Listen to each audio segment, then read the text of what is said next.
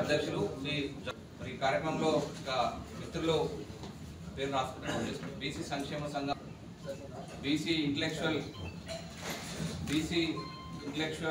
Forum state నాయకుడు సంగాని మల్లేశ్వర్ గారు, professor Sangani Malleshwar గారు, అలాగే బీసీ సంఘం వర్కింగ్ ప్రెసిడెంట్ పద్మజ గారు, బీసీ యువజన సంఘం వరంగల్ ఉమ్మడి జిల్లా అధ్యక్షులు పాండవ సురేష్ గారు, బీసీ యువజన సంఘం గారు బీహార్ రాష్ట్రంలో మహిళలను ఉద్దేశించి వారు ఒక ఉపన్యాసం ఇవ్వడం జరిగింది. వారు ఏమంటారు? నరేంద్ర మోడీ గారు నా తల్లిని కించపరిచారు, నా తల్లిని అవమానించారు, బీసీ బిడ్డలు పరిపాలించడం ఈ కాంగ్రెస్ వాళ్ళకి ఇష్టం లేదు, ఒక బీసీ బిడ్డ ఈ ప్రధానమంత్రిగా కావడం వీళ్ళకు కాంగ్రెస్ వాళ్ళకి ఇష్టం లేదంటున్నాడు. నేను అంటున్నా, ప్రధానమంత్రి తల్లి గారిని ఒకవేళ ఎవరు అవమానించినా దాన్ని మేము పూర్తిగా ఖండిస్తున్నాం, ఆ సంస్కృతిని వ్యతిరేకిస్తున్నాం. కానీ నరేంద్ర మోదీ గారు మీకు బీసీ అనే మీరు బీసీ అనేది మీకు ఇప్పుడు గుర్తొస్తుందా అని అడుగుతున్నా.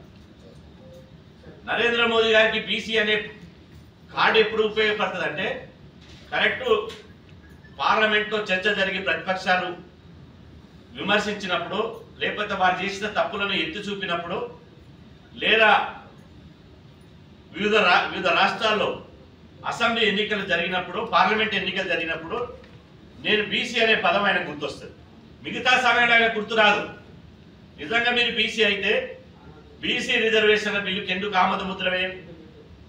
నిజంగా మీరు బీసీ మీ శరీరంలో బీసీ రక్తం ప్రవహిస్తే, నిజంగా మీరు బీసీల కంప్లిమెంట్ ఉంటే, మీలో బీసీ యొక్క చిత్తశుద్ధి ఉంటే, మరి 42% రిజర్వేషన్ల బిల్లు ఇవాళ పార్లమెంటుకు పోయి 5 నెలలకు పైగా అవుతుంది కదా.